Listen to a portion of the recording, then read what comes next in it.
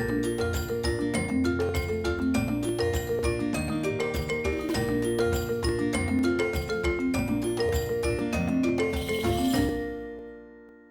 I'm Ralph Preston. We haven't had any guests in a while on Tuesday Stroke Buddies Stroke Survivor Support Group meeting. We've been busy doing yoga and other things, and but today we've got some great guests, and this is a much needed subject that we're going to discuss today. You know, they give us a lot of physical therapy. They send you right to physical therapy, and if you're lucky enough, they'll also write a script to occupational therapy and maybe even speech therapy if you need it. But most everybody gets physical therapy. I do this in the group sometimes. Everybody raises their hand that got automatic mental therapy. Nope, no one ever raises their hand. We're left on our own to deal with all the mental aspects, depression, things like that. We're not going to particularly talk about depression today unless it comes up. We're kind of going to talk about invisible deficits or hidden deficits, as they're sometimes called. And this morning we've got an interesting mix. I met Raini in one of the stroke groups, and she had some questions that I knew Tawnie had gone through. And so I answered them as best I could. And I also posted Tawnie's talk with us where we did cover some of this on hidden deficits. She's a hidden or invisible deficit advocate, having been on her journey for 7 years. And so I put them, and then I further put them together so they could talk. And then I thought, wow, I'd like to be a fly on the wall for that. And I thought, no, everybody'd like to be a fly on the wall. That's why I want to be. This is an important conversation. Maybe it should be public. So I reached out and said, hey, how about doing it on Zoom? And here we are. And in all that, one of the things was being overloaded. And my friend and occupational therapist, Shauna Young, always gives good advice in the groups. So thank you for that, Shauna. And one of the things that she did, I think it was a year ago, almost 2 years ago at Christmas, somebody was asking about being overloaded. And I answered the question, but Shauna came on and brought up a few things that I overlooked. And so I thought, well, I sent it to Raini in that thread. And then I thought, wow, Shauna would be great to add to this conversation. So that's the shortest I can do that whole intro. So here we are, and we're just going to let Raini and ask Tawnie questions, and then we'll let them go for a while, and then we'll open it up. If anybody's got any questions or anything to add, they can go ahead and do that. So I guess it would be, usually I have one guest, so I say, okay, guest, take it away. So I guess that would maybe be Raini in terms of what are some of the things, Raini, that you've been struggling with in terms of this whole hidden or invisible deficit that maybe Shauna, maybe Tawnie and Shauna, boy, that's, and I can do, that's, I started to say Shawnee. The name you can call us that collectively. That's the name of a friend of mine's cat too, so I'm going to have to be careful with that one. Anyway, so well, why don't you start us off? I know the headaches, but are very common among stroke survivors and especially, you know, with the brain bleed. But the best thing I found is trying to manage the triggers versus treat the pain all the time. The biggest trigger for me is certain kinds of lights, mainly being the LED lights are the worst. I can handle sunshine better than I can the LED lights. Yeah, I also suffer from a case of myopia, so lights in certain situations can completely set me to the point of being temporarily blind. Yeah. So, oh, sorry. Oh, no, go. I know people see me outside, so they assume that I'm outside all the time. I'm not. I feel you on the lights affecting you. I definitely notice, like, even if I'm outside at night and like I went out to a movie theater and it was the El Capitan and there were lights and all these things, like later that night, I had a really bad headache. So I've started to learn like the stimulation, if it's like a club, a bar, and like I did go back to bartending. Um, and I tell people I honestly just think my body had to force to adapt. Like it triggered me, it gave me headaches, it was terrible. And I couldn't wear sunglasses because then I couldn't see the money or things. But now, like I always have, like these are blue light blockers. I've just learned to protect my eyes more, and like I wear hats. I go in the shade a lot more.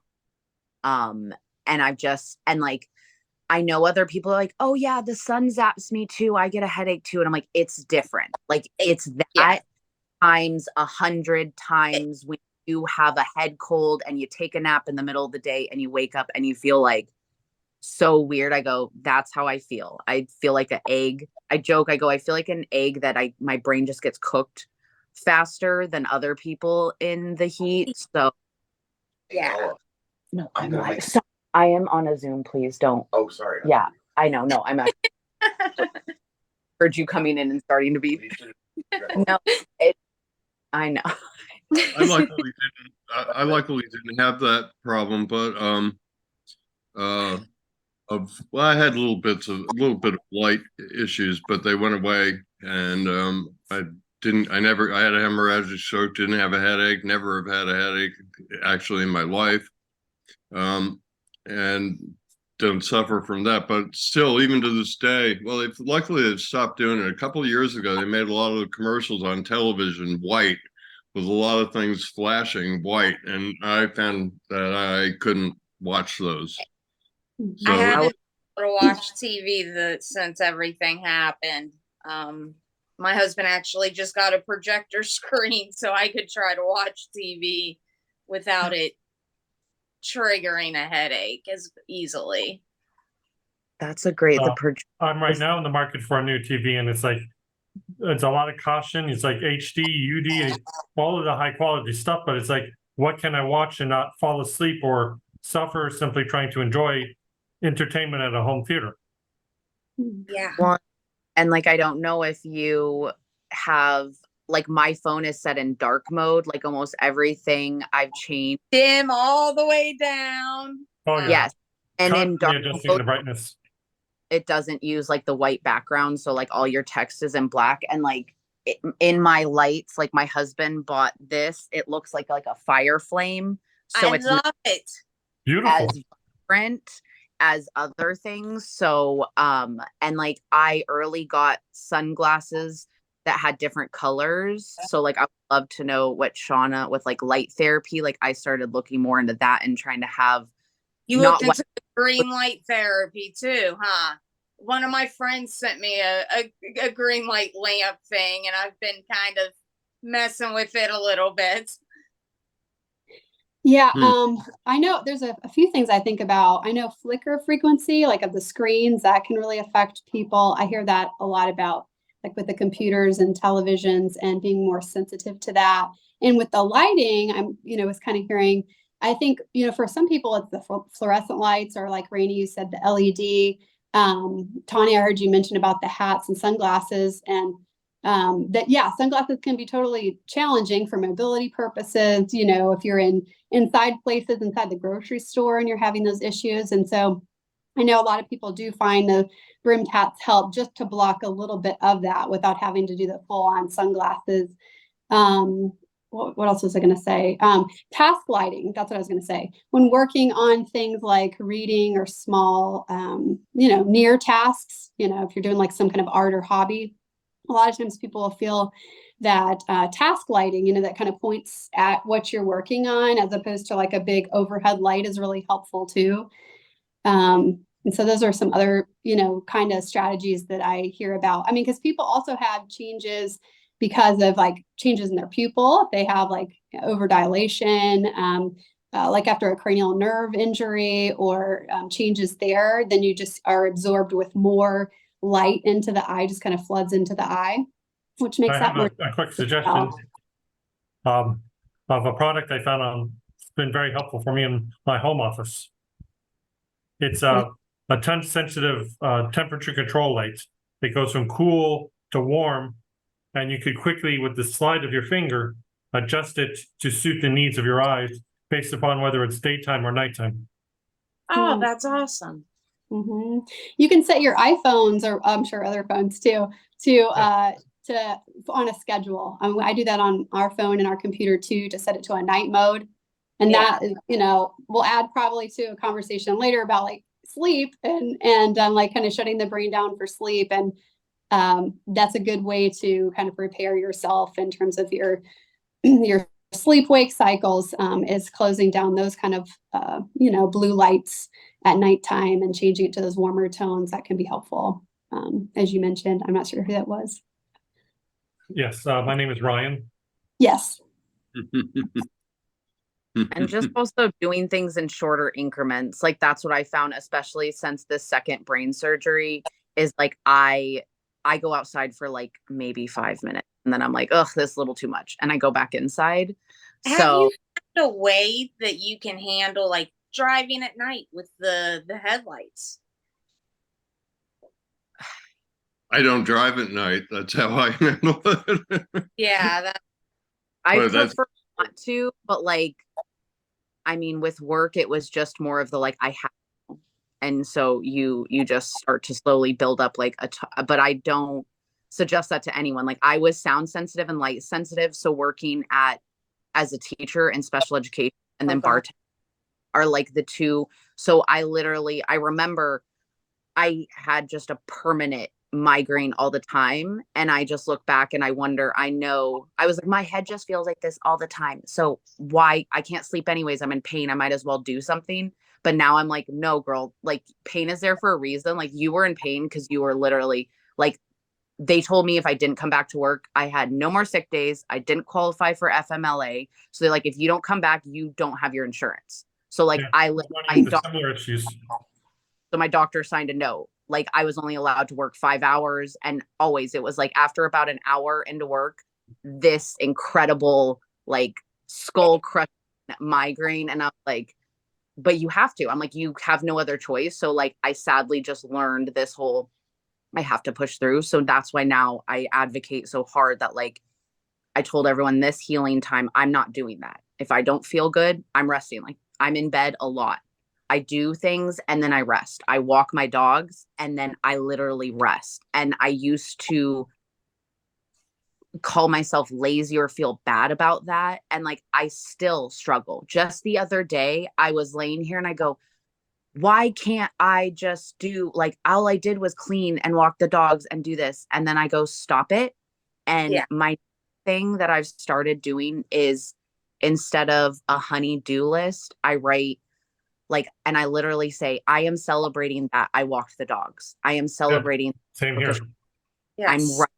Every little thing I do. So then because yes, I'm 7 years out, but does that little inner voice still sometimes go, gosh, why can't I be like I was before? Or like everyone else, why does everything have to be so hard? And I let myself feel those feelings now, but I don't unpack and stay there. I go, you know what? You're allowed to be upset about this. This is frustrating. Whereas I used to be like, beat myself up about. Oh, like you that. have to be grateful. You're alive. That should be enough. And I will get quick question when I have a chance. When you talked about that before, that was because that's where I was at, because, oh, how dare I be upset that this is, I missed I loved my old life and nobody could really, oh, but you're alive. And I'm like, that's great. But there's this whole part that isn't. Actually, I'm having 4 or 5 issues at the same time. And it's becoming a real crux for both my wife and I. I'm getting no help from my insurance companies. I work for Florida Power and Light, and during the pandemic, I was working from home. and they won't send me any work or any of my personal possessions because of the fact that I can't come into the office and I can't even get in touch with the human resources department. They won't even acknowledge my calls or getting back in touch with me. I had plaques, I had collectible items I brought in because everyone liked to showcase a little bit of themselves right there at their desks, and I haven't even been back to the building. It's like large chunks of my life. I mean, I felt like I worked for some real bad employers, finally reached the pinnacle of my career, and now it's been yanked away from me, and they won't even allow me to do simple notations from home. Tawnie, I was going to ask you if a question that you may have answered when you were talking about bartending and such, and I was wondering if over a period of time, if you could, like, through limiting your exposure and then increasing it, if you could get better at being outside or working or anything. So 100. like right now you're saying 5 minutes and you're done outside. First of all, I'll let you answer it, but I can't believe that you rest all the time, because I follow you a couple of accounts on Instagram and on Facebook, and all the things that you're doing. You got feeding to all the animals, walking all the dogs, doing everything you do. Billy and I've talked about, I don't know how she even does it in one day, and that was before we knew that you nap. So Yeah, the power. animals alone kick my butt.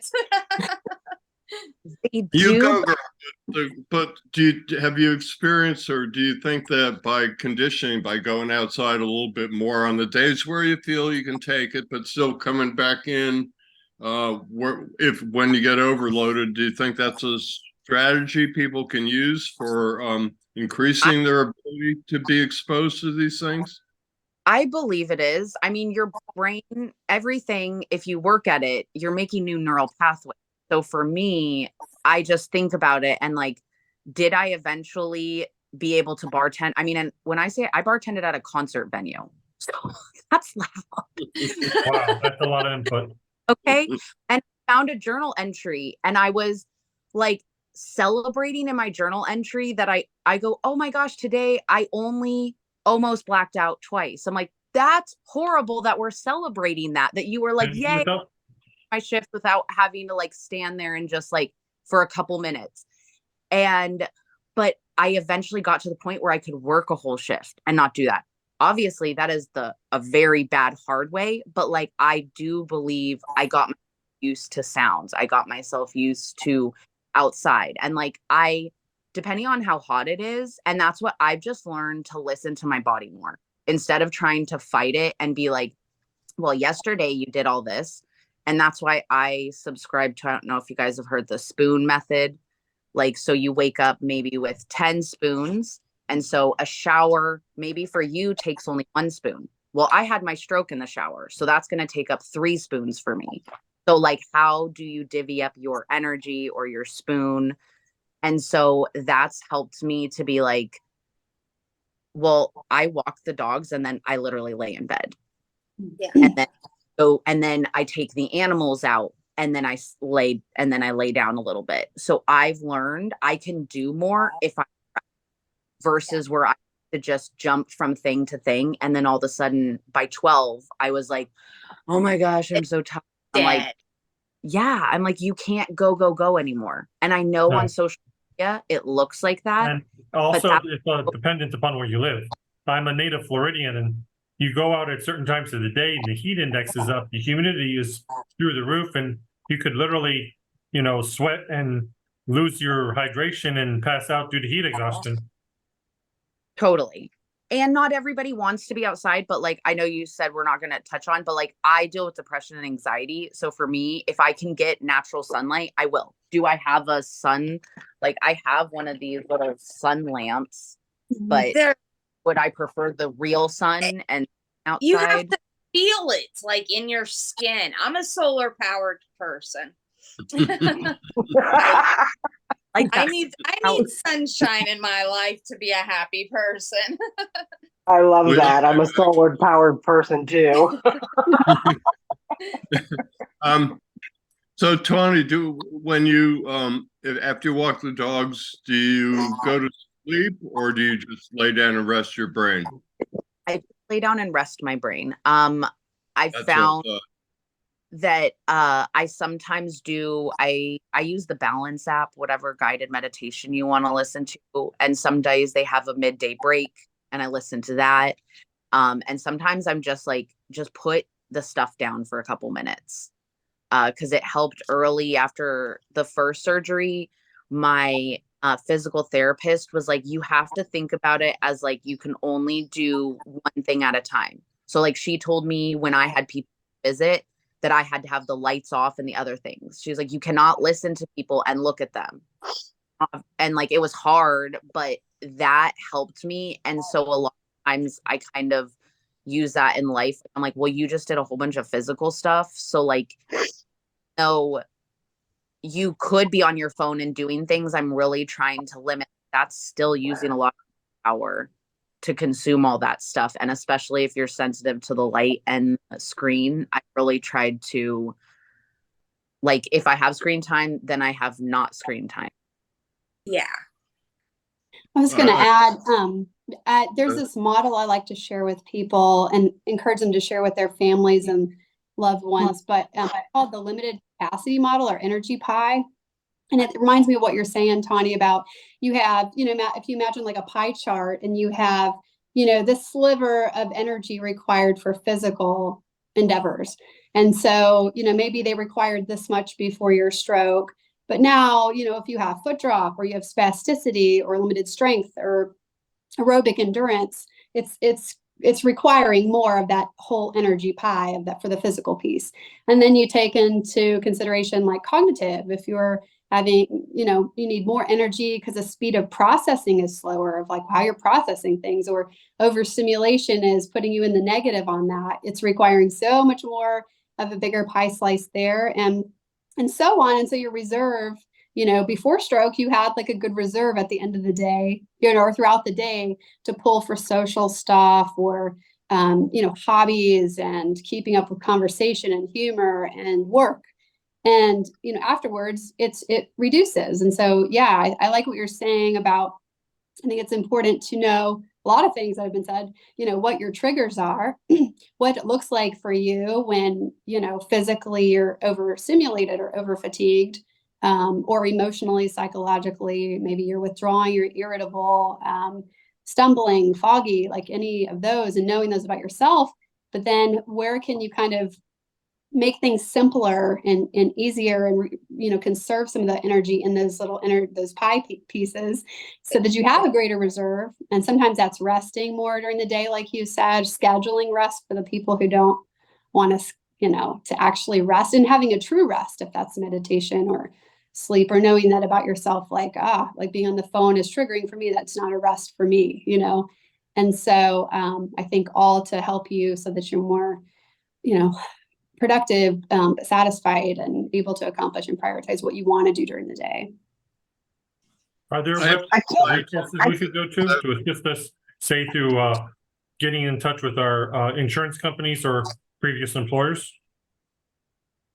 Oh, I didn't hear. Was that a question? Yes, I'm having difficulty even just getting access to shuttles in my area to go to the grocery store to get supplies.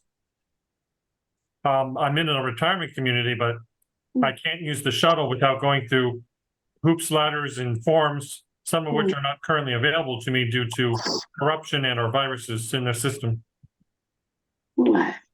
They're available to the senior citizens, and I've been told I need to cross a busy street to find a bus stop and take the city bus to go pick up groceries for my wife and myself.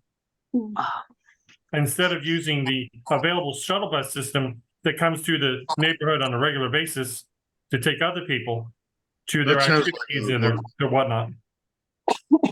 Doesn't sound like you're getting the help you need from No, sir. the community. I'm desperately trying to go through my insurance company, but I'm going through person after person. In my last 2 sessions, we've been cut short because either their websites and links aren't functional or established, or they're corrupted and are not connecting. They basically said, oh, it's not available today. We'll try again next week. Thank you for your patience. And Well, I hope we can't contact Brian, today. I'd be glad to see if what I can do to help you on the side, but I kind of want to keep this to the conversation that we're having. Understood. My apologies. No I'm just problem. curious. No, it's a real situation for you. I forgot what I was going to say. I found that just resting did a lot for me. I did a lot of well, I did like 50 minutes on and 10 minutes I would just rest, and I never slept. And I didn't want to sleep. I didn't want to just I have slept always slept well my whole life, even after my stroke, and I didn't want to like take a lot of naps. I don't do well with naps. I wake up and like I'm groggy the rest of the day and I just want to go to bed. So I never wanted to nap, but I did find that just I laid there like King Tut for 10 minutes and let the brain connections keep going, and I'd go back at it 50 more minutes and lay down for 10. I did it all day long, every day. Also, in terms of the fatigue, I've kind of got this theory. It worked for me, doesn't work for everybody, particularly in fatigue, because there's no way of measuring my fatigue versus somebody else's fatigue, and it's a really bad idea to go there also. But I just kept showing up. I kept doing things. I kept pushing myself. So I've got this kind of like theory that's why I asked you about if you could build up your tolerance outside, because I found that what I did, the things that I couldn't do, I exposed myself to them in a limited way. I thought everybody, when I was out in public, I thought everybody was, I noticed no one was paying attention. And I thought everybody was trying to knock me over. So I went to the mall at 10 o'clock in the morning and I stayed as late as I could. And then as I got better and better, I went a little later and stayed. And I just, after a while, the exposure got my brain used to it. And eventually, like I mentioned earlier, I went to the food court and had lunch and I knew I was good. But I have no scientific evidence, but just I remember the other thing I was going to say behind this, but I have a little theory that I came up with it one day. I was walking on the beach in like March. It was like 55 degrees and I'm dripping sweat off my forehead. I never sweat before my stroke, but never on my forehead. And I started thinking about it. I had this thought, well, like everything that I do after the stroke takes like 3 times the brain power. Shauna's thing about the pie chart made me think about this. I've asked a number of stroke survivors. They typically don't think like this and don't put a number with it. But most people have agreed that it takes more. A few people said try 5 times. It seems to take more brain processing power to do anything from walking to dealing with light to dealing with sound. And, we all want to end up with 1 spoon left at the end of the day, right? Or at least none. We don't want to have to dig back into tomorrow's drawer to get out more spoons for today. That's for sure. So I know that for sure because my mom said it this summer. I know now, she goes, you overcompensate so well that I forget sometimes of your cognizant deficits. I tell people It's not just necessarily cognizant, it can also be physical. I have to fight to keep the left side of my body functional. I have to keep my arm and leg constantly twitching and moving to keep the blood flowing. Totally. Well, like this. So like before, if I was talking and someone would interrupt me, my thought would be completely gone. And like, honestly, like I used to cry because I was like, I can't think if someone else talking, you could not play music in the background. Like the fact that my dog, like when my husband came in and I was like, I could not have multiple conversations. I could not keep a thought. I could not do any of those things. So my mom goes, this summer we were in the car, the music was playing, my grandma was talking to me, and I was on my phone doing something. And I answered, and she goes, I saw old Tawnie, which I've told her is triggering. I'm like, old Tawnie's dead. She's gone. We are Tawnie 2.0. I have rebuilt her and we love her. And I love you for that perspective because that is a total game changer whenever you look at it that way.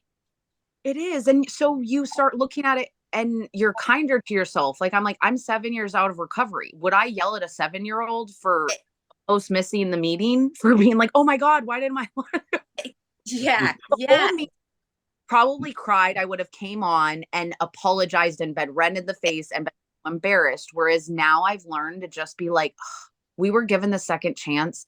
Life already smacked us in the face. I don't need to keep smacking. Like, I don't. So my aneurysm was caused by an AVM, which is like the whole cluster. So I'm always, whenever I forget stuff, I'm like, my brain's a tangled mess. It is what it is.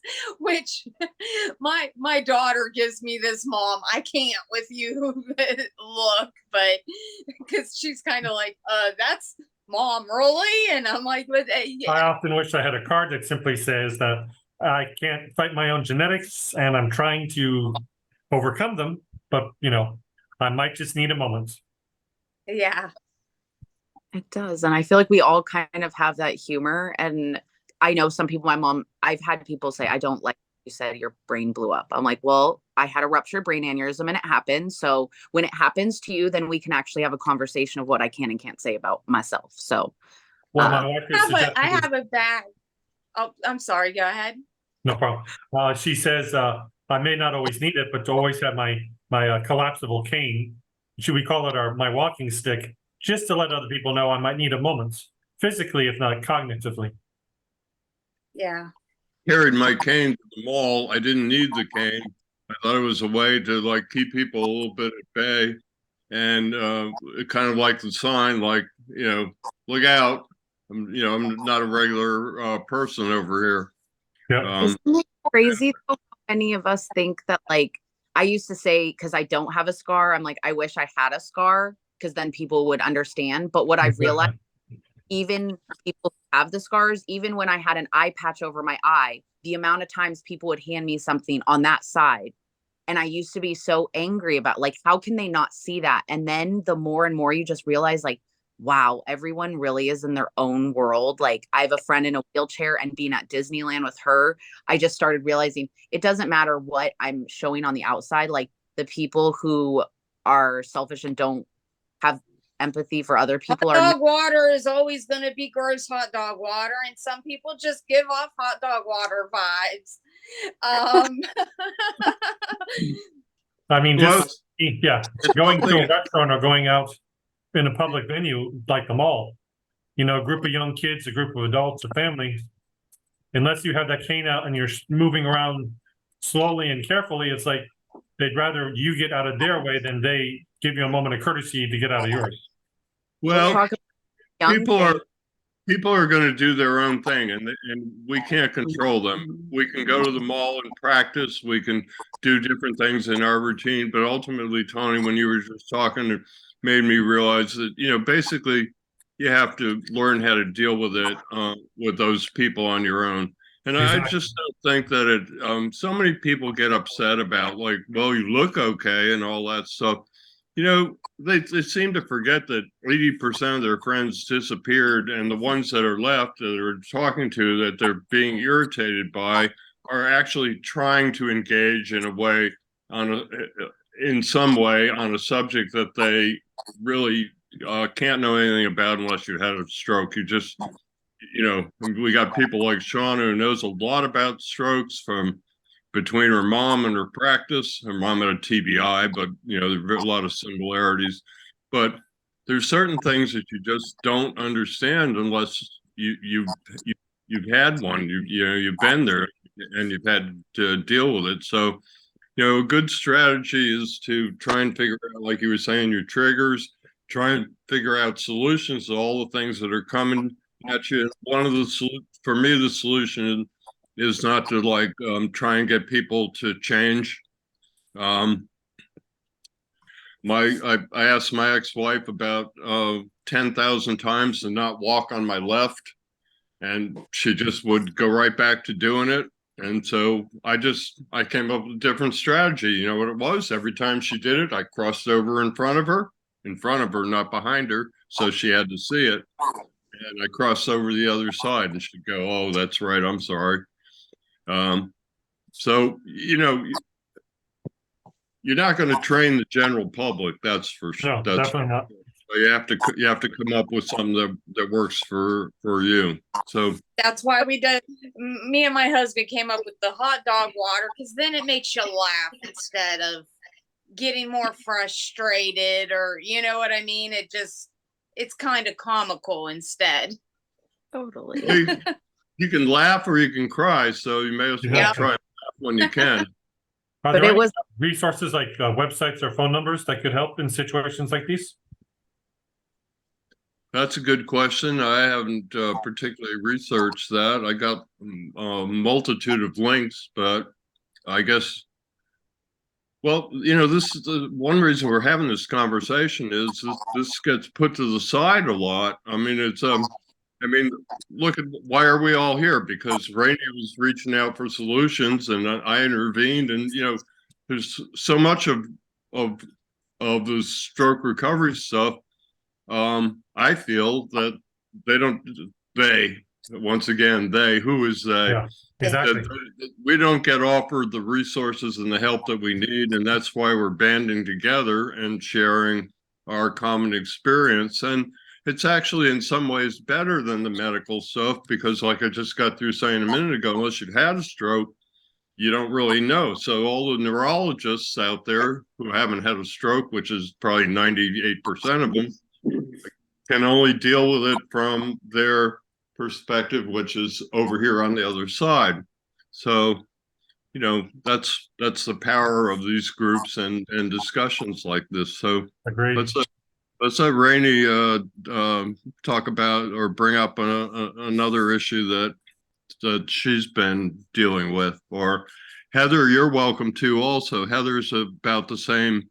I should somehow, maybe I'm doing it right now, put Rainey and Heather together, because you're both about 6 months out, maybe the same age, close to the same age. Not that that matters. So Rainey, what other things have you been dealing with along these lines? I know you had a bunch of questions. How did you start gaining trust in your body enough? I mean, Tawnie, you started doing the mermaiding stuff, and how did you trust your body enough to do that? You jumped in the pool one day with the tail on, not knowing what the heck was going to happen. Sorry, Tawnie, I just had to do that. Oh, gosh.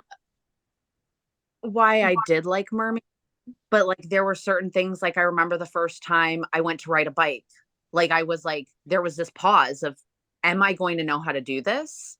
Because how I explain, physically, I don't really have that many deficits, just the balance, but I was bleeding for a week. So I feel like a cheese grater. Like there are certain things that are gone. Like, I don't know. There's just holes randomly.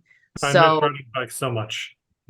yeah. So when I got on the bike, there was this second of like, what if I can't pedal and hold it and balance? And then it was a lot of like, I just have to try. Like I got the second chance and I don't want to live in fear. And like, yes, we don't want to get hurt. And like, I had a helmet on. Like the first time I rode a horse after my stroke, I wore a helmet. I've been riding horse since I was a little kid.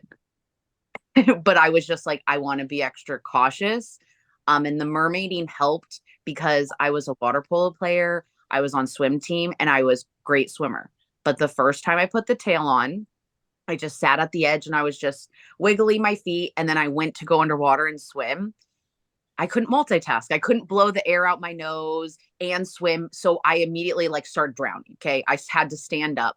I'm coughing out water and I'm livid. I'm crying and I'm so mad. I'm like, why is this so hard? And then I looked down at my mermaid tail and I started laughing. I go, you're not a real mermaid. You've never done this. I don't care that you were a swimmer. It's a different thing. And so it helped me doing something physical that I've never done before. Whereas like in physical therapy, like I remember, like, I know that I should be able to do that and I can't do that. Whereas like with mermaiding, you've never done that before. So every time I would get frustrated, I was like, you should be frustrated. This is new. So I feel like that was very helpful in rebuilding my trust Oh, yeah, she is. and just kind of like you said, slowly trying small things. And they don't need to be maybe, I know riding a bike is like a big extreme. 6 months out, I think I was like a year and a half before I got on a bike. So Yeah. like still really early. And I get that. It was almost like once I started realizing I don't need to do things to prove that I have it. Like when my eye was crossed in, I thought with kids, we patch your strong eye and we make your weak eye work.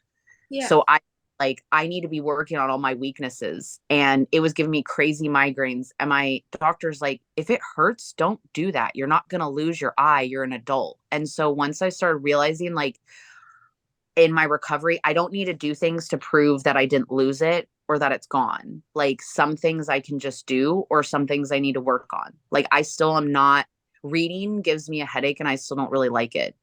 So I've chose that's one area that I just don't really want to work on. I would Yeah. rather get my balance and do swimming. So like I I just love started swimming, but I'm not allowed to go to the pools or even leave the house without my wife or supervision. So I have basically sit at home on the couch waiting for her to get home from work so Well, we can that's go out and soak in the pool for a little while. having an online community really does help you not feel, because there's somebody all over the world who's up and doing something, and like I learned to not put my worth on my productivity. Like I don't need to do all these things. Like me just talking to you right now, like I'm done for the day. My cup is full. I got to talk with other survivors. So like I learned to Agreed. stop. This for me is one of the best things that's happened all week.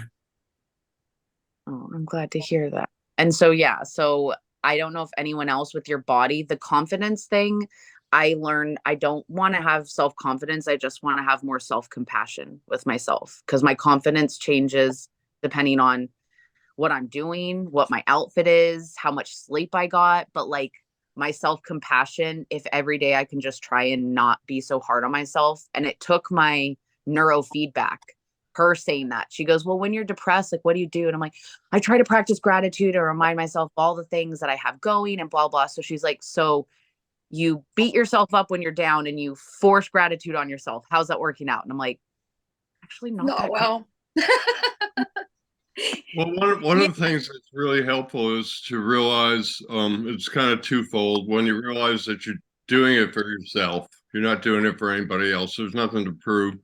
And I think that when I did that, it helped me with the whole thing about what other people are thinking. I was able to put aside. So many people get hung up in what other people are thinking. They even think people are staring at them at the grocery store. I don't know that. I don't think people. I'm sure that there are cases where people stare at you in the grocery store. The only time it happened to me was with a little 5-year-old boy, and he was just trying to figure out why I was different. He didn't mean anything by it. He was 5 years old. But you read it all the time. That people think that you have to let go of that, and because that's energy that goes away from you, and all that energy, I see you nodding your head, Tawnie, needs to go back into that thing, the whole loop where it's my recovery. I'm only responsible to myself, and I will do what I need to do to get better, and other people in certain situations be damned, because that's how I have to deal with it. I like the idea of getting away from the thought that you have to be doing. I really like that idea of getting that whole mind. I don't want to swear, but you know what I'm saying? That whole mental mind messing with yourself, like, and getting away from the idea that, well, my life used to be like this and that's what it needs to be like. It's not anymore. That's the basic truth. And I really look at it like the stroke was a disconnection. I was disconnected before the stroke happened. I don't know if anybody else was, but I certainly was. I wasn't living in my body in any way, shape, or form. And I didn't even understand what that meant to connect to my body. And having the stroke that occurred disconnected that whole, not just on a mental level, but on a physical level, you know? And I really like looking at it like, this is taking me back to infancy. Granted, it was on one side of my body, but now I have to meld. You know, I was 44 when this stroke happened. So I had to learn how to meld this 44-year-old body that was still functioning on the left side, doing everything I was, you know, subconsciously telling it to do, into this infant body on the right side because it wasn't functioning at all. And I also want to say something about breath work. And of course, I'm going to say something about breath work because it is the love of my life. And it has truly provided that reconnection to begin to happen.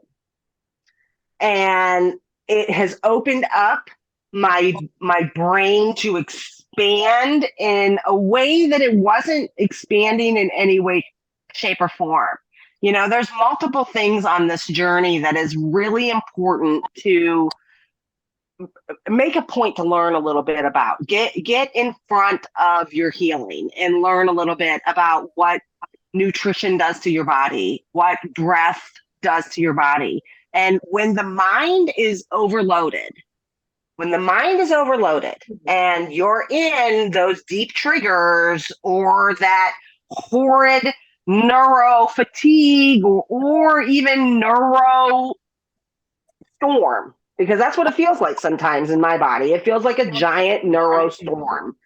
And when that happens, I have really found, and this is where I tie breathwork into this, I have really found that returning to the simplicity of the mechanical function of the body will help pull you back into your body and get you out of that ridiculous trauma loop, which is what it is. You're left in this body that doesn't function properly, and you're like, well, what the hell do I do now? You know? Well, you gotta learn how to work the mechanical aspect of this skin sack, honestly, you know, because we are all human, energetic beings living in this skin. And there's all kinds of working factories happening within this body. And you kind of got to understand that to communicate on a mechanical level, it doesn't take language. Language doesn't even apply in that. It's all about mechanical action. So I know for myself, my go-to is to get into the breath. And the breath has opened up the ability to have lower fatigue, have less mind masturbation, have, you know, less of those really sad days. And quite honestly, if I'm sad, I gotta be sad. You know, I got to be sad in order to process and let go of the sadness, because this whole situation, I wouldn't have signed up for consciously. Oh God, no. You know, I don't think any of us would. No. So, No, none of us would. but you kind of like have to deal with the cards that you're given and figure out how to play them.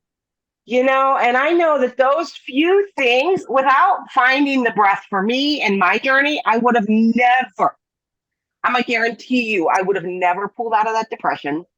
I probably would have wound up killing myself because I was really close. I was so just, I was just a chaotic storm right after the stroke because I couldn't do anything. I couldn't feed myself. I couldn't talk. I couldn't understand.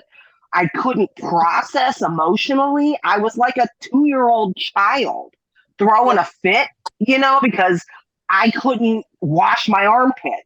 You know what I mean? And I have never understood a toddler's temper tantrum more than I did when I first came home, because you can't even not even being able to like find the word that you're looking for in your brain, you know. And I explain it, you know, like with the short-term memory. I know the information's up there, but it's no longer behind that door in this hallway where it's always been. Somebody moved it all around, and Yeah, it's neat though, because once you start implementing those connections, that memory, that memory that gets stored into your body fascia, into your body muscles, that does start to return. And the more effort, it's just like that desensitization that you guys were talking about with the lights.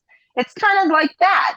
Like I've noticed in the last almost 5 years that I've been rehabbing that, oh, wow, I can lift my leg up now, but I've had to lift it a few million times to get it to the point now where I have the right muscles responding in the right way. So the body communicates mechanically.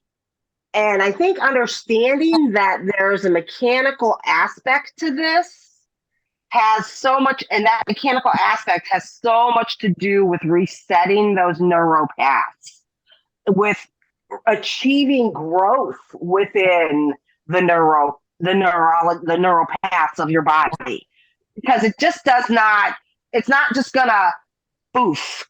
If you're sitting there on the couch and you're feeling sorry for yourself because this isn't working out or that isn't working out, or you're finding this door shut on you, you kind of got to ask yourself, well, who's shutting these doors on me? Is it everybody else or is it really me? Because I know I had to take a peek at that. I had to start looking at where I was approaching this. I ran into all kinds of difficulties, all kinds, insurance to just basic communication, to feeling insecure, to having horrible anxiety and depression, and to the point where that was going to kill me for sure. Whether I wound up committing suicide or I just kept doing what I was doing because I wasn't thinking outside of that box. And as soon as I don't know what happened. I walked into that breath class, into this trauma yoga class, and I couldn't even move my body. I just sat there and breathed. And within a few weeks, I was like, holy crap, what's going on here? Like I could see. My vision started to return, and I just was floored. And then I started noticing that I was able to stay up a little bit longer. I didn't have to sleep for the 16 hours a day that I was sleeping at that point. I started noticing that I was able to connect like thoughts differently. I was able to actually retain what people were saying to me. And I'm not saying everybody needs to run out and start a breath practice. I kind of am saying that, but I'm not. But because I'm not saying breath is for everybody, but breath is for everybody because we can't live without it. It is the life force, that helps us maintain any kind of existence. But I think it's more like about understanding that communication isn't going to come from these words that I'm spitting out. That communication is going to come from the action and the time that I'm investing into my own journey. And isn't that all about you advocating for yourself? Like I get that this is horrible and I get that this happened, and everybody's got, like, it seems like when I come into these groups or when I talk to people in the groups, it makes me so sad because everybody's really got a messed up story on what happened and the care that they got. Nothing really.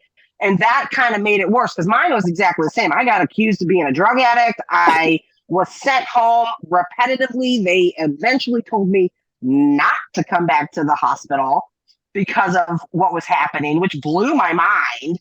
And then I had a stroke. Then the stroke happened. Although all the neuro symptoms showed up 2 weeks before the stroke, but then the stroke happened.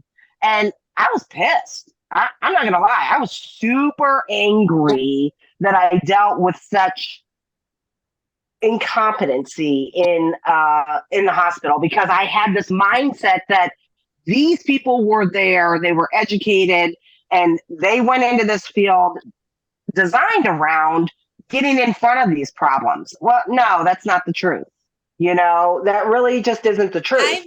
They're making a best guess at what's going on for you, and Yeah. that's it. I've You struggled know, with brains my whole life. I've had multiple head scans in the emergency room to check for aneurysms and stuff because my headaches were so severe that I'm like throwing up and everything. And I got shot up with some drugs and sent home. Nothing was ever found on a scan. They never used contrast. I follow up, for the migraines, and it's all try all these, this drug, that drug, and I end up having a lot of really bad. Yeah, and then you got a side effect list, that is 3 miles long that you're having to contend with, and it confuses the communication because those symptoms that are coming out is your body's mechanical way of communicating with you and Yes. telling you in what you need, and it just kind of blows my mind. The more I get into healing, the more I see where probably the biggest failures, and I don't really call these failures like this is something I need to feel bad about. This is just me recognizing what I had done before in comparison to what I choose to do today on my path. Before, I wasn't conscious about making sure that I had enough H2O in my body. Our bodies need water. We're electrical and water. We need water. I wasn't conscious about making sure I got out there and got into that sunshine. I wasn't conscious about calming my body systems down. And these three things are some of those are the top on my list. I get outside, I get sunlight in my eyes every single day. I need that vitamin D. My immune system needs that vitamin D because I'm fighting a fight that I've never fought before. Yeah. And I make sure that I get my 64 to 84 ounces of water. And I'm pretty precise with that. Like, it's a little ridiculous and it's not like I get like, oh, you gotta do this. No, I just put cups out on the counter next to my water. So I know that I got to go back and refill, and like with the breath stuff or with the body movement stuff, like these things are things that I'm not going to stop now because these are things that I wasn't really conscious of how much my body needs these beautiful rituals because that's how I'm honoring my healing. I'm going to honor my healing by putting sun in my face. I'm going to honor my healing by putting fluid in my body. Totally. But I think also it's important because she's only like 6 months out. Like, I know you see me doing cold plunges and breath work, but like, I was not into meditation in the beginning. I did not. I was like, my brain is a disaster. Why would I want to like listen to it more? And so I like to think of it as dating. And like, I did do breath work because it's funny. I look back because they were like, how did you deal with like a ruptured brain aneurysm for a week at home? I'm like, oh, every day I felt like I was dying and I was breathing through it because that's all you could is I go, every breath I took, I go, either it's going to get worse, it's going to kill me, or it's going to get better and I'm going to be okay. And like, I still, before my second surgery, having the brain aneurysm, a second brain aneurysm up there and my coil slipping, which were my two biggest fears, which exactly happened because words are powerful. So stop manifesting that stuff. Stop. I kept saying, I'm going to have another brain surgery. My coils could slip. Well, what happened? 7 years later, that happened. But when I dealt with my migraines, I would breathe through it. But in the beginning, it was learning, like, I was in so much pain that I was trying to not feel my body. And so like, I wish I could go back and tell the person to be nicer and calmer. And like, I look at, I'm I know currently you said still having issues getting prescriptions refilled. Totally. I mean, no, to the point where even though after I left the hospital, when I told them, I'm like, as soon as they told me once I got off the drip that I could be out of the hospital, like I was trying to cut back pain meds from the beginning. And called them and said, I'm still in a lot of pain. The nurse did say, she goes, well, some people start to like the pain meds. And I said, can you please look at my chart and see that I've tried to get off them? I'm not drug seeking. Something's not right. Went in and they saw how much built up spinal cord fluid I had in my brain. So then they were like, oh, now we see why you're in pain. So I feel you on how they look at you. And so I have learned, you know, especially with the colorful hair, I feel like a lot of doctors just see me and they're like, oh yeah, you're just a druggie. And I'm like, no, no, no.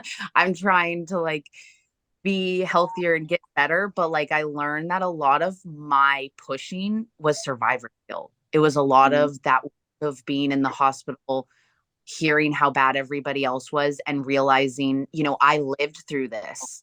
So like you had said, like, how dare I be sad when I stopped being like, but those are all feelings that I have to get through. And I also can't help anybody if I burn myself out. But my first couple of years, I look back and I was a psycho of like, I have to do everything because what if I don't remember who I am or I don't get that chance? And it was like, this is a marathon, not a sprint. I have to slow down. Yeah. Yeah, that's huge. Slowing down is huge. And I don't understand. Like, I get it. I get it. Like, we live in a progressive world and everybody's got to go, go, go, go, go. But quite frankly, I think everyone, not just stroke survivors, need to put the pause on and understand that you're missing life by not being present in the experience that you're happening. I miss having friends. You got friends, Ryan. You're right here, buddy. Well, I mean, outside of this group, I was part of a bowling league. I was part of social groups. I haven't seen any of them. Not in so Yeah. long. And if I'm People- lucky, I can Pe- eventually People I've missed abandon my own us. high school reunion. I've missed my own college easy. reunion. I All missed the People abandon us. It's part of the deal. yeah. You I have to think get of used to it. You have to make new relationships. And I and want to say, understand it, sir, but I would just like a little more trying help. to talk. Sorry. Well, I've been trying to talk for 20 minutes. Anyway, two things. You can, you'll do yourself a large favor in stroke recovery if you learn to be your own best patient advocate. Tawnie knows this now. That's what she was just talking about. The cavalry isn't coming. Your doctors aren't talking to each other. If you don't do it, it is not going to happen. I Period. understand that, sir. You don't look My out for question yourself. is, I need some help. I'm sorry, I need a phone number, I need a website. My own insurance company is ignoring me. My wife thinks I'm being a baby. She tells me, go watch some TV or read a book. What am I supposed to do? Sit here on my ass and wait for permission to be an adult? No, just to do what you need to do. Why are you listening to anybody? Just do what you need to do. I need a website or a phone number, please, to get me something to tell my insurance company to help me out. That's all I'm asking for. I mean, we have an expert here. I mean, is there somewhere I can go, something I can get? I do apologize. I said I'd help you on the side. I'm Okay, trying to keep sorry. to the I didn't- conversation at I didn't- hand. I didn't hear After that. I'll reach out to you and I will try. I wrote down that you need help with getting your stuff back, getting rides, and getting these websites and links. So I'll deal with that. My apologies, sir. Raini, I wanted to tell you Yeah. that your question a few minutes ago was about how do you begin to trust yourself again. And I found that you have to your brain gets used to the fear and things go away and the trust builds as the fear goes away as you expose yourself again to things. You have to spend enough time in a safe zone. You have to do things, and in order to start them, sometimes you just have to go for it, like jumping in the pool with your mermaid tail and then figuring it out. Now, I would not advocate that anybody do anything unsafe. So what you try and do is you try and set up scenarios where you can put yourself into a zone that you're not very good at, where you don't trust yourself in some kind of safe way, and then spend as much time there as you can. That worked for me, and it's worked with some of the local people I've worked with. I'd love to hear what Shauna has to say about that. Yeah, I like the word, how you use the word safe. I mean, I feel like people around you who are supportive for you, or if it is a professional or if it's a class or something where you're guided through something, if that helps you feel more secure in that. I think also just taking advantage of like understanding your body and where, when's the best time for you to try to do something that's a little more challenging in some respect.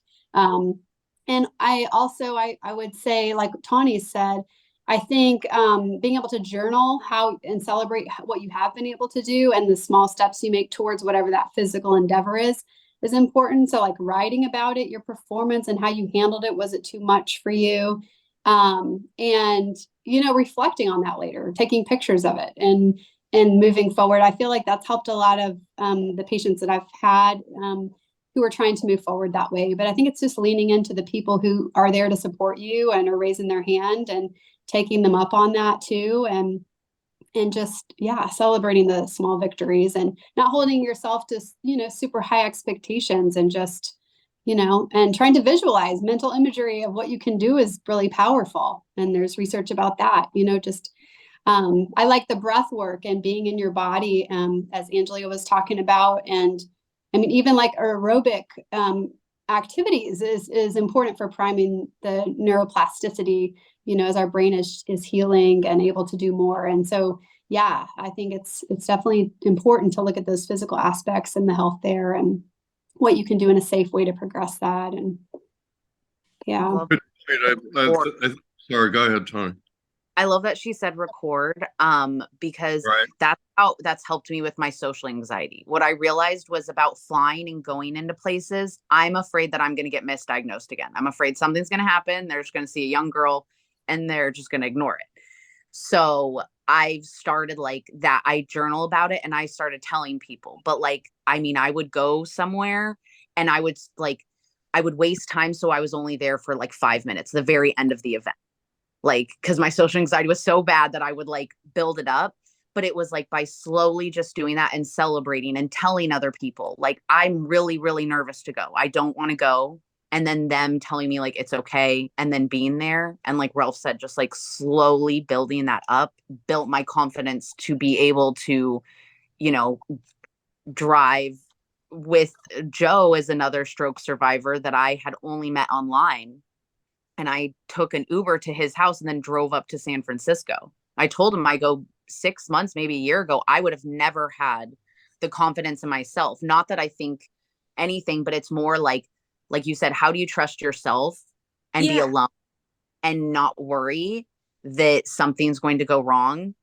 And it's just practice. And a lot of just personal development and being like the realization of, you know, we already survived something that most people don't. I choose to look at it as I'm very lucky. And so I just have to slowly build it up by, you know, breath work, doing small little actions in safe places. Like maybe I just go for a walk by myself. Like I have not gone on a hike yet since my second brain surgery by myself. And my mom goes, I would really not like you to. So I hear you, Ryan, when you're like, but I'm 35 years old. I should be able to go. And I realize I haven't even tried to, because I go, you are a little nervous and that's okay. So maybe it's asking a friend to go on a walk with me. Maybe it's asking my husband to go to do a small thing so I can slowly build it up.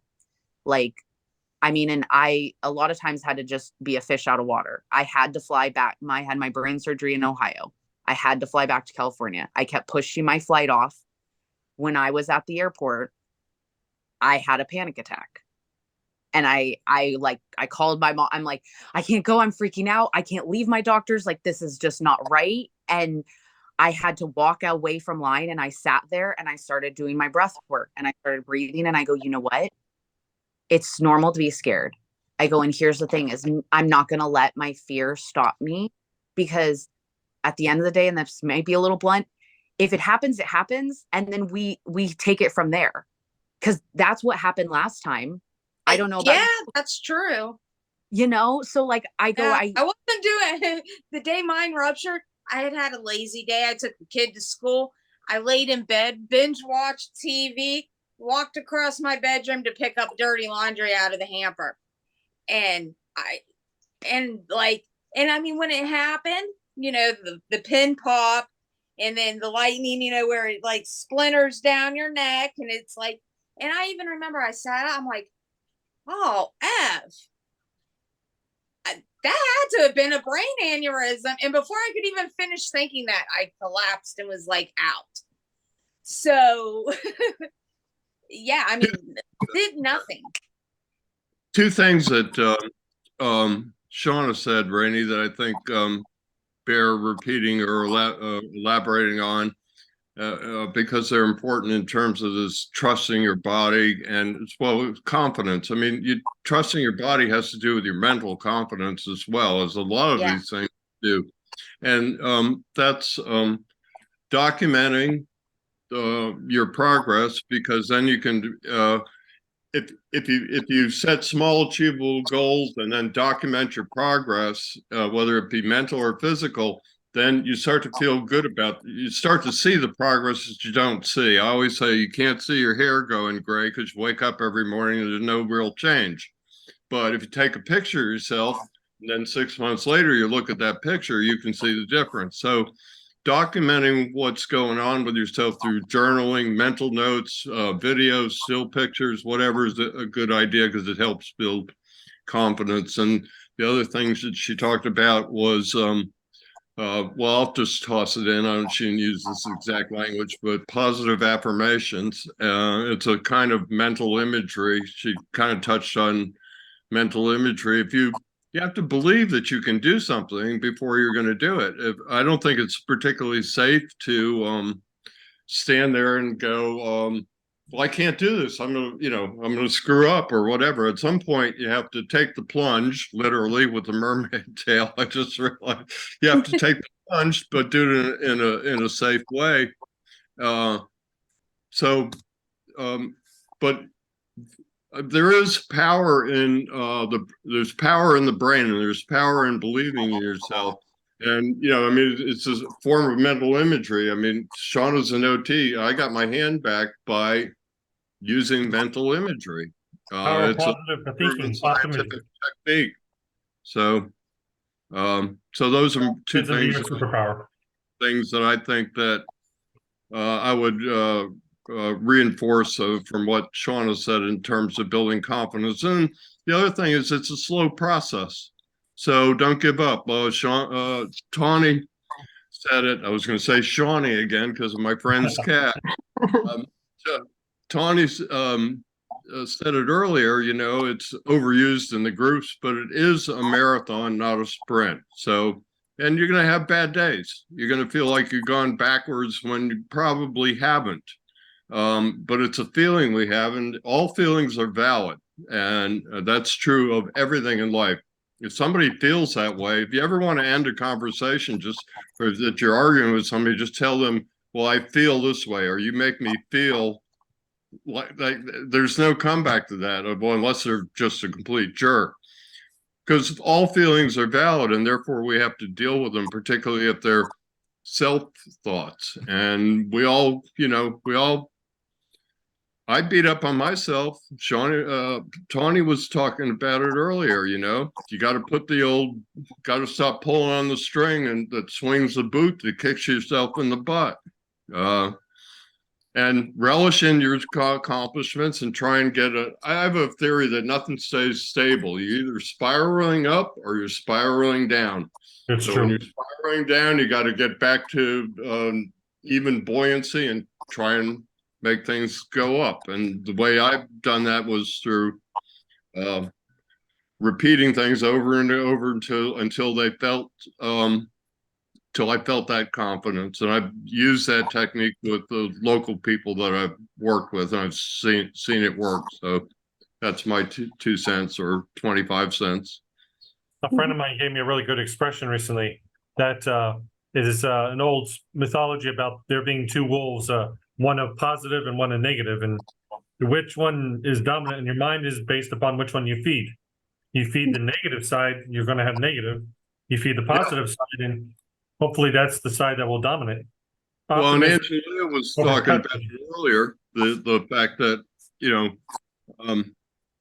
if positivity goes a long, long way. Now, remaining positive day in and day out is a trick. It is. Not something that anybody can do. But you have to remember that there's no joy without pain. There's no sugar without salt. There's no good without bad. Now, that doesn't mean that we should, you have to accept that in order to have the range of human emotions that we have, that things are defined by their opposite, I suppose, for lack Life of is a better. tie-dye t-shirt. What, things are defined by their opposite? Well, no, life is like a tie-dye t-shirt where the colors all blur and mix. It's not all negative. It's all then sometimes it's a mixture of this, that, and the other until it's all blurred together. Okay, one thing I want to do is, and I don't want to put her on the spot, but I would like to give Heather a chance to chime in here. If Heather, you want to, and you have anything that you want to bring up. I don't, like I said, I don't want to put you on the spot, but I know you're going through some of the things as Rainy is, and I wanted to give you a chance to speak if you want to. Thanks, Ralph. Thanks for pulling this together. I went back yesterday in YouTube and pulled up the older interview with Tawnie, where she went into pretty good history. And as I was listening, I was like, wow, there's so much here that resonates. A lot of the same symptoms. And so that was really helpful. I think that's probably the most helpful thing. Before I met you in these groups, I didn't know a single other survivor, and it had been, several months. So that's helpful for me. I think, right now I'm dealing with the spasticity has gotten a little worse on the left side, and the numbness and the pain from that spasticity. So I'd reached out to Angelia last night because I heard her mention she was using some products for that. And I wanted to just get a little bit clarity on that. But I think the thing that I'm struggling with that I think fits into this conversation is, I haven't, I look very functional, and you'd never know this, all my deficits are invisible. And I haven't told many people actually that this happened. I was working remotely before this happened through the pandemic. So this is for me kind of like an extension of the pandemic. I'm home, I'm still home. Nothing's changed. And so my social life had already kind of come to a halt before this happened because of the pandemic. And now we're just, in the third, fourth year of it. So what I'm saying is I haven't told many people, and my family lives really far away. They know what's happened, but they don't see me day to day. And I haven't been to visit.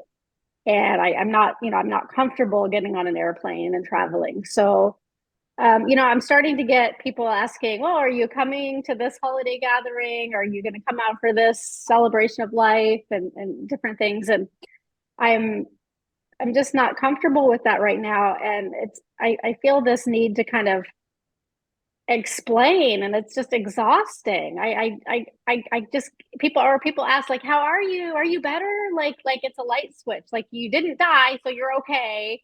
And like I feel like, and like I can tell them what they want to hear, like, oh yeah, I'm doing great, everything's great, I'm but I'm not inside. I'm still struggling with all those feelings that you're all describing. And so I'm just like, I feel like I've gone inward. Like I don't even respond to those messages anymore. I'm just like, I started being honest with, because I can totally relate to what you're saying. I just started telling people I have good days and bad days, and just leaving it at that, because it's honest. I mean, some days are really good. Some days you're like, yeah, I got this, everything's great. And then some days you're like, nope, turn the light off, stay in bed, and cry all day. Yeah, that's Right. how I feel. It's like one day at a time. I think people have this perception that, you didn't die, you're walking, talking, everything's fine. So come on out to the party and get on an airplane and travel. And like, I'm not even sure I could make it through Thanksgiving dinner. That's a 2-3 hour deal. I do things 1 hour at a time. Yes. A couple things. You'll get there eventually. It takes a while, particularly the whole overloading thing. What we can do about people in hidden deficits, I don't have an answer to. I mean, they just seem to act like it's a cold. Well, it's been 6 months. Why aren't you over it? I mean, Exactly. it's not like the flu or a cold or anything. It's a condition. It's a lifetime condition, and we can all accept that. I mean, that's easier to accept in some ways than all the people that say, well, you look fine. maybe they have the 10 top things you should not say to somebody who's depressed. Maybe they should make up a 10 top things you shouldn't say to a stroke survivor. A Yeah. few of them the same, but I just try and get in touch. I try not to let those people bother me. I try to look at it that they were reaching out in their, may it be wrong way, but they were at least making some effort. Yeah. And the other thing I would say is I'm going to send you the little Shauna's little advice on getting overloaded at Thanksgiving and Christmas, because it's great. It really Well, is. and those little loop earplugs are amazing. They're a game changer for helping everything not be so in your face sound wise. What is that? What is that? I've not heard of these. They're called loop. They're little earplugs, and they have different levels. Like they make ones that are to like quiet. They make ones called engage, and it helps. Like you can still have conversation, but it helps like with the rest of the noise in the room is a little less, so you can focus a little better. Or maybe like a noise canceling. Yeah, I wear my Yeah. Bose a lot because I get very overloaded with all the sound and the vibration around me. You I'll look into try the that. loop. They're a game changer. I was quite impressed. Is there a Happy particular dance. brand name, or are they literally called loop earrings? Yeah, LOOP.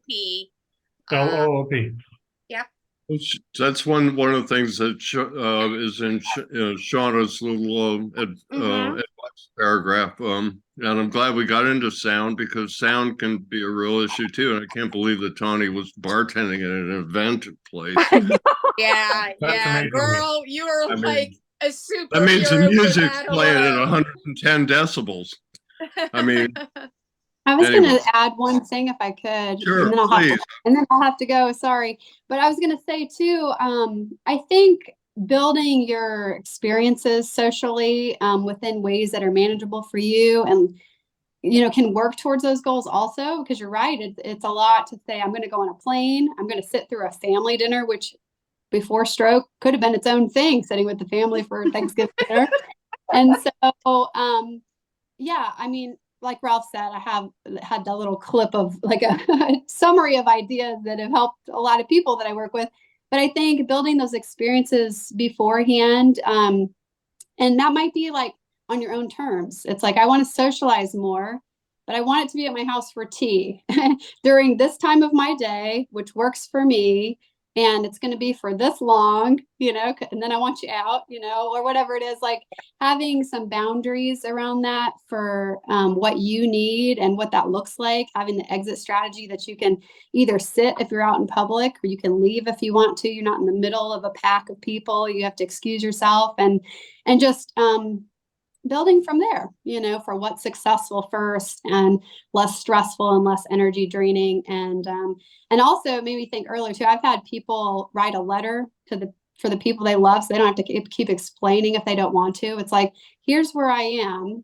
I want to share this with you because I'm tired of saying this, but I really, this is the place I'm coming from, and I'm trying to move forward, and just, hopefully that can help them have a greater place of understanding without you having to Too bad it didn't fit on a t-shirt. The letter. Yeah. And you touched on something else that I wanted to mention to Heather, and that's that building community is important. We're at some point you need to engage. We're social creatures, and without certain amount of social interaction, we become really lonely, and loneliness isn't good for you health wise. It'll make you sick. Yes, people are social creatures. So that's great advice, Shauna. Like I said, too bad you couldn't put it all on a t-shirt, or have a little sign like like on air or not on air, like a video studio. Good day, bad day, across your forehead to warn people.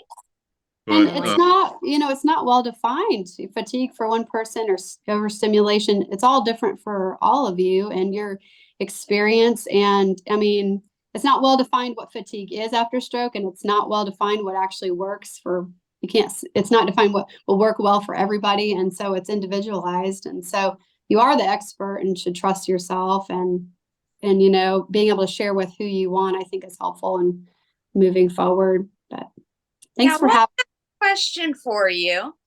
How would you tell somebody, like, not, I mean, it's easier when, you know, people, family, friends, they know the circumstances, but a stranger in a professional way, like, hey, I can't deal with this. You've got to leave me alone. This is too much, without That saying works. exactly that. That was Just like that.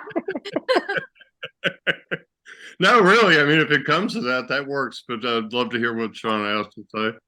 Well, I would say, I think it helps. It may not be what you're asking, but the first part, but I think going into appointments and things that are a little stressful, preparing yourself ahead of time is really helpful. So like, what do you want to know? Writing those things down, helping structure your experience and like how you're going to receive information you need to know and how you're going to act on that. And I know as a healthcare provider that not everyone is patient, even if you ask for it. But it's like the general public. I mean, we just don't know who we're dealing with any day. But advocating for yourself is important to say, I'm going to need you to slow down and repeat that. I'm going to write this down. Is this what you told me? And just, you know, just force them to give you that time that you need to reiterate or have you repeat or ask your questions. But I mean, I think if you can have a lot of times having some kind of script to that, you know, something you feel comfortable saying to another person, you can practice and saying, this is how I feel and what I need and why. I mean, short and brief, you know, right? Tawnie, you've probably got that down because I heard a little bit of your talk before too, of how you've had to advocate for yourself. But, and I mean, hopefully that's educating them to move forward with their patients too. But, yeah, I don't know if No, that helps. thank you very Yeah. much. Yeah. Those are great No. recommendations. And Sorry, I my have mom, to I leave. invited her. Yeah. Thank you, Shauna. Thanks for having me. Thank you. Thank you very much. You're welcome. but yeah, Rainey, I heard you a little bit like, can I just say that? I was pretty blunt before. The stroke made me like, there's no time. So I'm gonna say everything.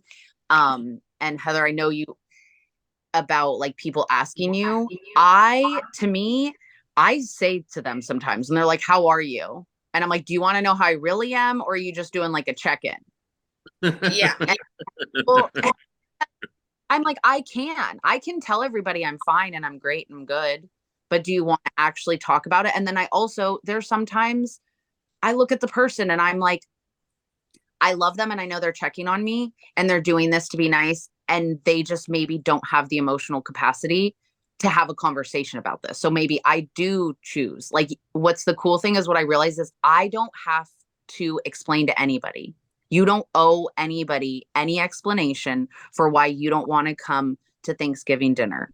And I've learned at family things, like my mom even noticed this last time. She goes, you did so much better. I go, but did you notice I kept walking away for a little bit? Like everybody talking, doing stuff all the time. I love it, but it overstimulates me and I start getting anxious and just, I hulk out. My patience is like none. So I found that in big social situations, I do that. And also sometimes just telling your family, like, listen, I don't know if I have to share all this, but maybe if you guys could put up a Zoom. Like my cousin got married and I feel like because of COVID, everyone's kind of more accepting about that. FaceTiming, you know, they FaceTime at my cousin's wedding because I was like, I don't feel comfortable flying and go. Now, was I sad that I missed out on those things? Yes. But then I looked at it and I go, I still got to experience it and not put my health at the back end. And in the beginning, I did a lot of, my friend got married in August. I had my first brain surgery in May. You hearing like a reverb? Yeah. Okay. Yeah. Sorry. Something. Okay. I was like, sorry. My brain's like, wait, what? Distraction. Yeah. I call it squirrel. Yeah. I don't know what's going On my Wow, screen, that's froze for a sec, but we still heard you. Internet, you know, we do the best we can with the internet. But yeah, the more I just realized that I don't have to explain why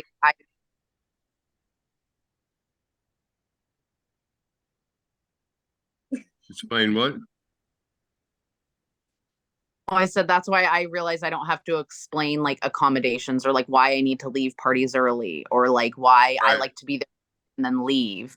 And like once I said, because they were just like, I just want you to be here and I don't want you to miss out. And I was like, I get that, but like once I explained to my mom, like you're putting pressure on me and it makes me feel bad. Like, and once I started saying things that way, people were like, oh, they were like, I want to invite you and I would love you to be here, but if you can't, we totally understand. And once we started having that, it helped me a lot to go places. Friends said, she knows now. She goes, that's why events you get weird about them because I go, I'm worried I'm not going to have the physical and emotional stamina to be there for a whole event. And you So- need to know about it way in advance so you can like put reserve on, and nobody wants to understand that aspect. Like, no, I don't want to randomly decide to go out for the day. I need to know this like last week. True. So you're like, I Well- want time for it, but also then that's when I can cancel things. Like I used to cancel plans all the time in the beginning. Just normalizing that that's okay. And you're on an emotional roller coaster. So I feel like that's helped me a lot. Right. No. Right. Yeah, well, I like the, you're not accountable to anybody except yourself. And here we go again. Here's another thing that we have to, kind of figure out. If you can figure all this out, how it works for you, then you're going to be better off in terms of this whole overload invisible deficits journey. And of course, you have to do that on top of being your own mental counselor, physical therapist, patient advocate, and everything else. And you have to do it while your brain's a tangle, as Tawnie, I think, said earlier. Maybe it was Raini. Yeah, you're not functioning at your best, and all of a sudden you got to step up to the plate and be all kinds of things that you didn't have to deal with before.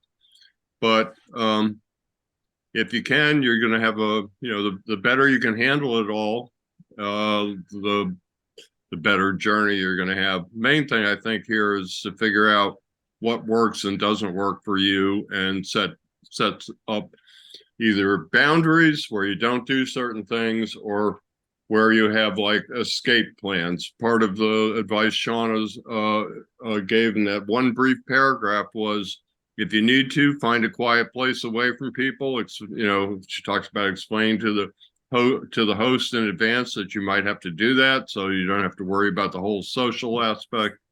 I don't know how she got all that in one little paragraph. I'll send it to you, Heather, and I'll send it to anybody else who wants it. And it really is a lot of great suggestions. Yeah. Well, you read it because I sent it to you on that thread where I met you. And that's, why I thought that Shauna would, she's real practical in addition to being an OT. And the other thing is she's got 20 years of clinical experience. So she's a very approachable person. So I imagine a lot of her clients, felt like they could talk to her, and they did. And so she's heard about all these things that we're dealing with, quite a lot. And being a caring person, she's tried to help people along the way, and that's how she knows. Like I said earlier, mom had a TBI, so she grew up helping her mom, and that's probably why she's an OT, and it certainly made her an empathetic person. Empathy is a good thing to have in this world. Very. Just try not to have too much.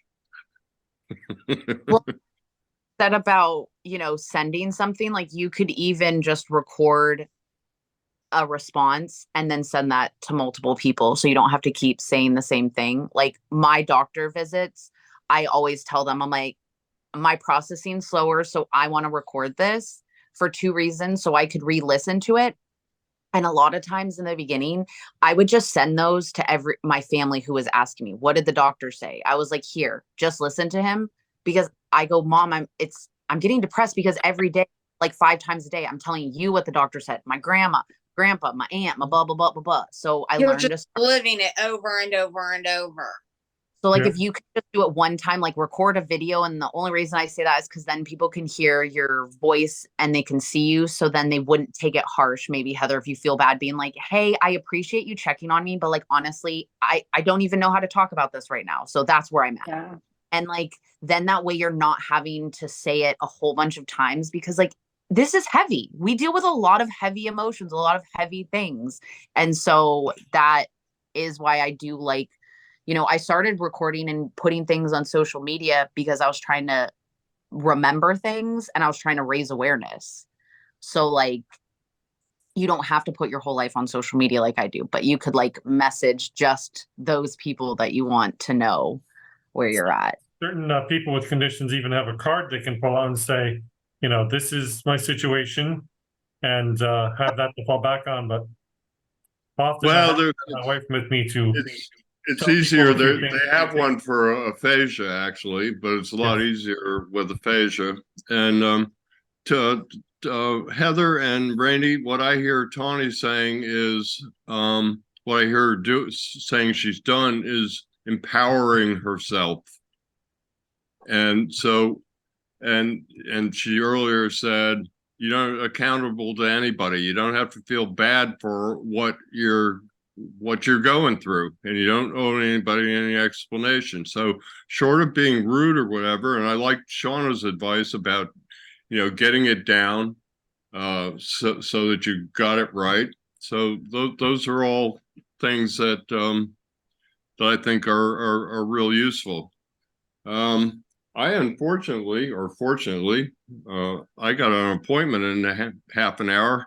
I'm not going to get lunch. I could do this all, and it's a 20-minute drive. So I'm going to need to close this out. Maybe we can and should do it again. I don't mean like every week or anything, but well, I'm glad to see Tawnie nodding her head. Thank you so much, Tawnie, because you always answer yes.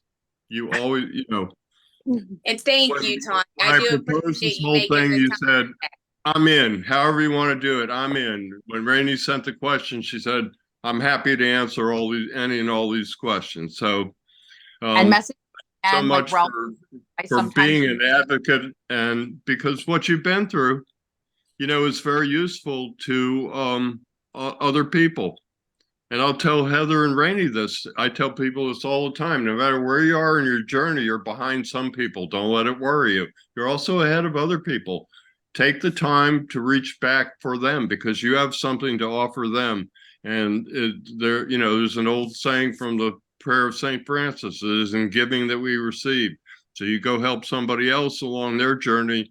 It'll make you feel positive. And this whole thing to me is about trying to maintain as much positivity as you can, because it goes a long way, as does believing in yourself, as does empowering yourself, as does setting boundaries.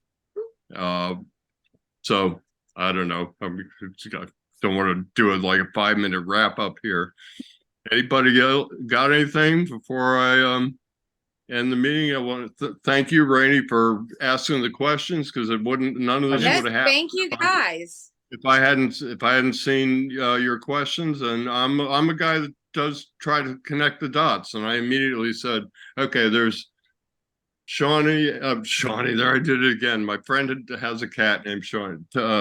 Tawnie and Rainey need to be connected. So here we are, and then I dragged Shauna into it, and yesterday I saw something from Heather and thought she would benefit from this, so I made it a point of inviting her. So how about until we meet again?